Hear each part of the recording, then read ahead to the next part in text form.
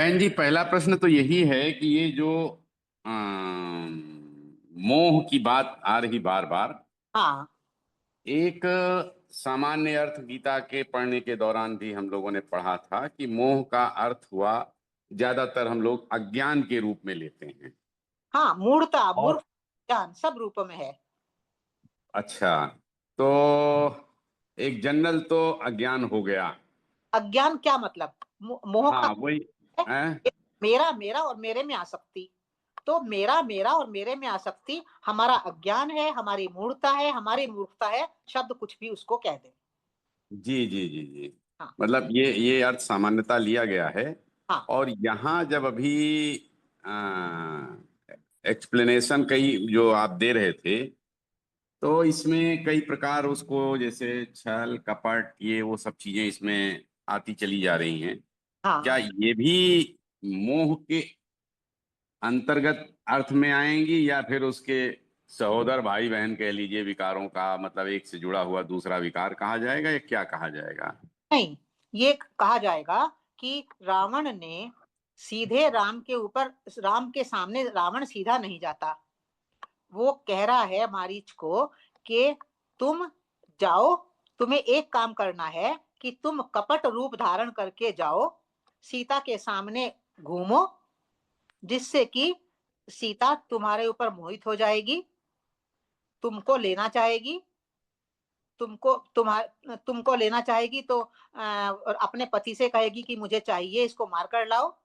तुम आगे आगे चलते जाना, पीछे पीछे राम चलते जाएंगे, और तब तब मैं, तुम राम को आगे ले जाना, क्योंकि उनका सामना तो मैं नहीं कर सकता। जब आश्रम में सीता रह जाएगी तब मैं उसको उठा लूंगा।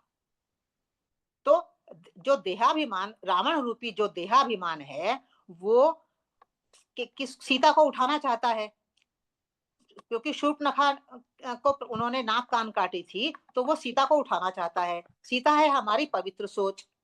तो पवित्र सोच को कैसे उठाओगे आप? छल पूर्वक ही रावण उठा रहा है ना। देखो, कोई बात हम सीधे सीधे जब नहीं करते और घुमाकर कोई उस काम को करते हैं, तो वो एक छल होता है। तो छल, तो यहाँ पर मारीच ने भी छल किया है और रावण ने तो किया ही है।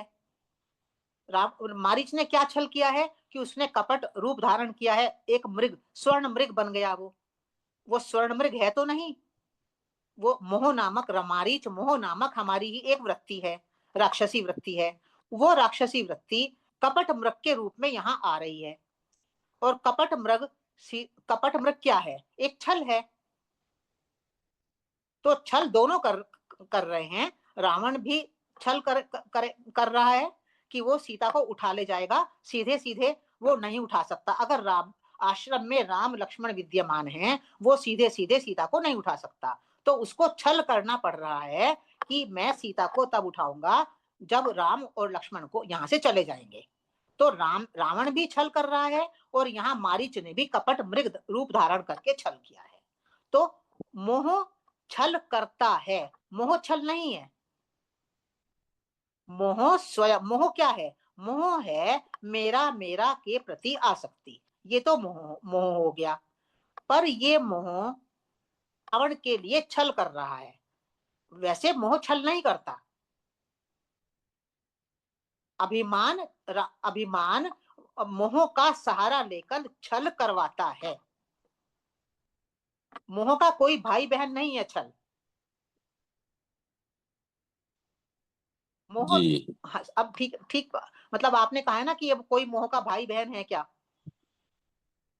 देखिए, जी हम मोह से घिर जाते हैं। मेरा बेटा, कि मैं के लिए तो मुझे करना ही पड़ेगा। हम गलत काम कर बैठते हैं, ये मेरी नौकरी चली जाएगी को, तो हम उसके उसके प्रति आसक्त हैं कि ये नौकरी मुझे मिलनी चाहिए। हम उस मोह में, मेरा मेरा उसके प्रभाव में आकर हम गलत काम कर बैठते हैं। तो मोह जो है वो हमसे गलत काम करवाता है।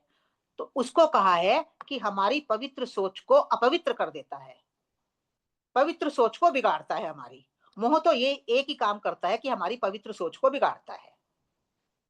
और हम सबको इसका अनुभव है कि हम मोह के, जब हम मोह के वशीभूत जब हो जाते हैं, तो क्या बिगड़ती है हमारी? सबसे पहले हमारी सोच ही विकृत होती है।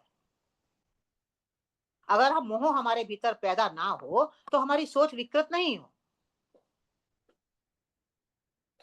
और मोह क्या है? मतलब ये मेरा है, ये बस, और उससे मैं इतना अटैच हो गया हूँ कि मैं बस वो मुझे मिलना ही चाहिए।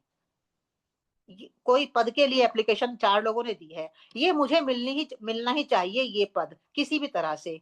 तब मैं उसके लिए ही अपनी सोच को विकृत करता हूँ। यदि मुझे पद का मोह ना हो कि मिले, मिले, नहीं मिले तो नहीं मिले। तो अगर मुझे पद का मोह नहीं होगा तो मेरी सोच तो पवित्र बनी रहेगी। तो जो ये मोह है ये हमारी सोच को अपवित्र करता है, सोच पर आक्रमण करता है।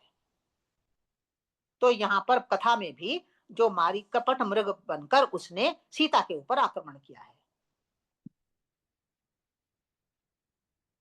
अब जी जी। हाँ, तो अपने ऊपर हर चीज को अपने ऊपर जब हम लेकर देखेंगे कि यदि मैं मोह के अधीन हो जाऊं तो क्या होगा। और मोह, सबसे बड़ी बात जो बताई है, मोह सीधा सीधा आक्रमण नहीं करता, वो हमें आकर्षक स्वरूप में आक्रमण करता है। आकर्षक स्वरूप में यानी मेरा बेटा है, अब इसको जाना है, वहां इतनी दूर जाना है, टिकट मिल नहीं रहा है, मैं किसी भी तरह से रिश्वत देकर वो टिकट लेना चाहता हूं। तो मोह मोह यहाँ पर उसने सुंदर स्वरूप क्या धारण किया कि अरे मेरा बेटा है ना, ये परेशान होगा, बहुत परेशान हो जाएगा, कैसे पहुंचेगा इतनी दूर। तो हम उसके लिए ये काम करने को तैयार हो जाते हैं। तो मोह आकर्षक स्वरूप धारण करके ही हमारे ऊपर आक्रमण करता है।